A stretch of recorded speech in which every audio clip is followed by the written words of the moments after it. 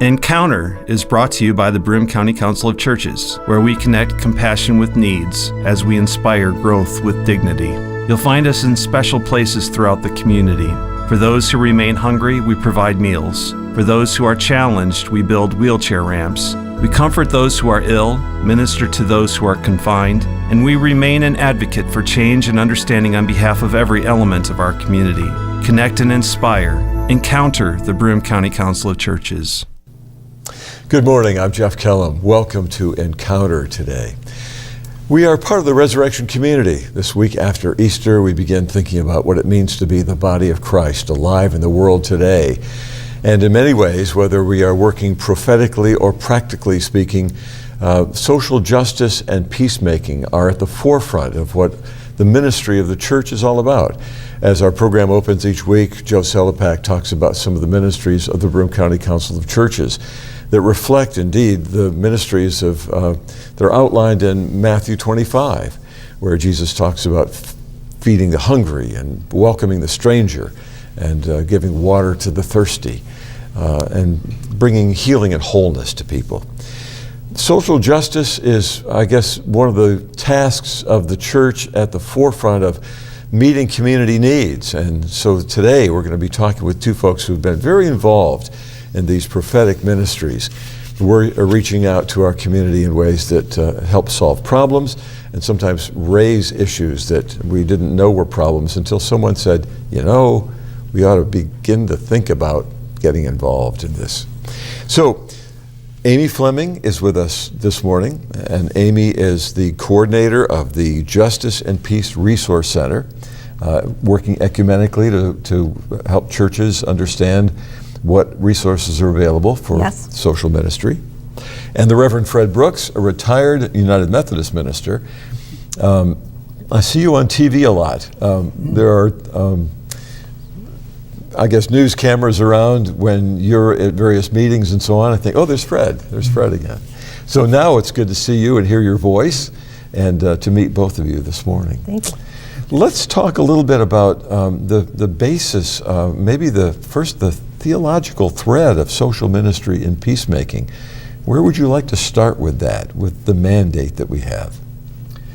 Well, I will be glad to start with that.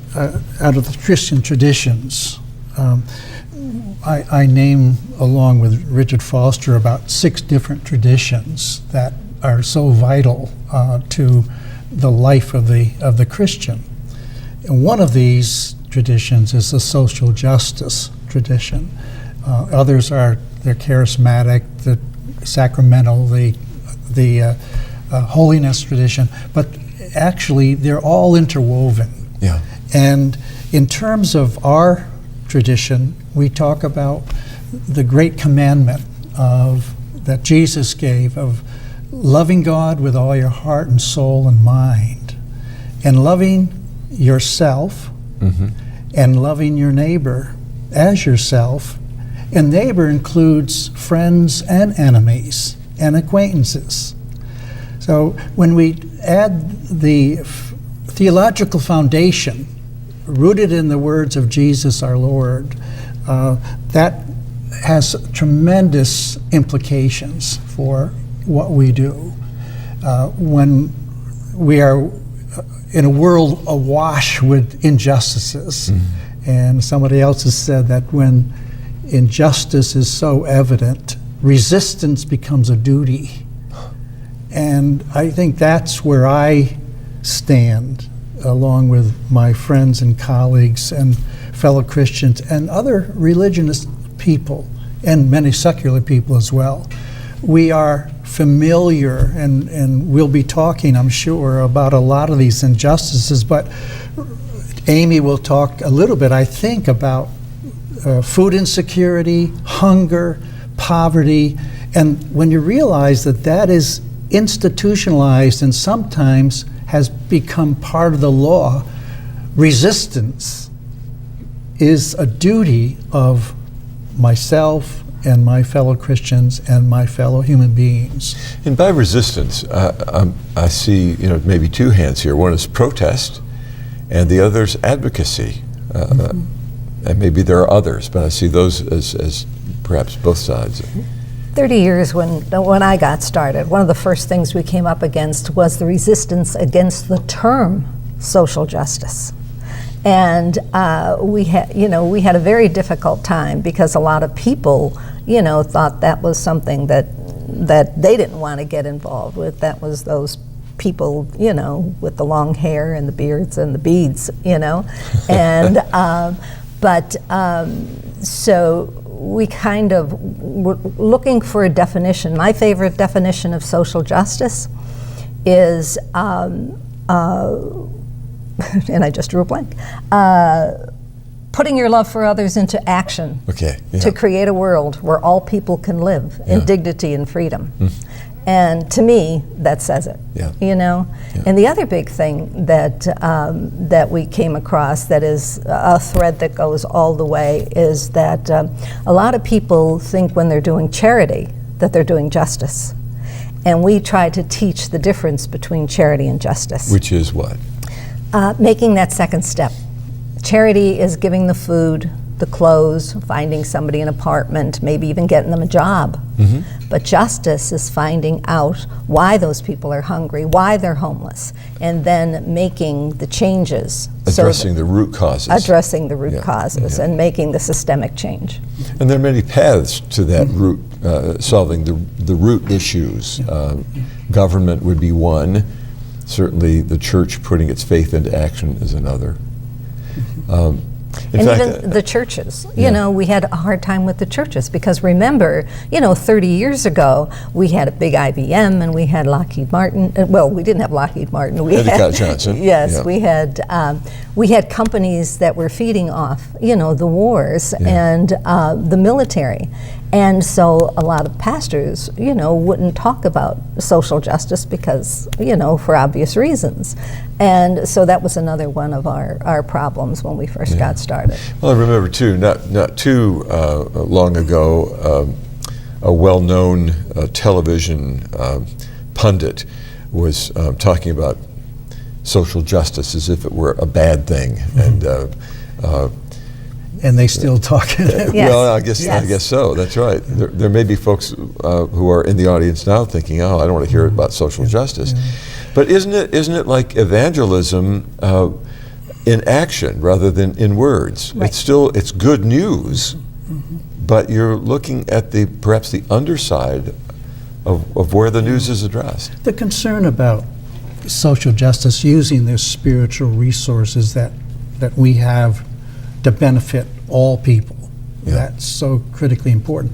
But there are three layers to that. One is the person, the individual, and it's important to look within and see where we stand. I thank God, I guess, for my family that we grew up in a Sharon, Connecticut home where there were very few blacks and very few Jews, but my parents welcomed those people into our home, even though there were very few. And my mother and father said it's critically important to respect them as persons. We talked about the dignity of the human being, each human being.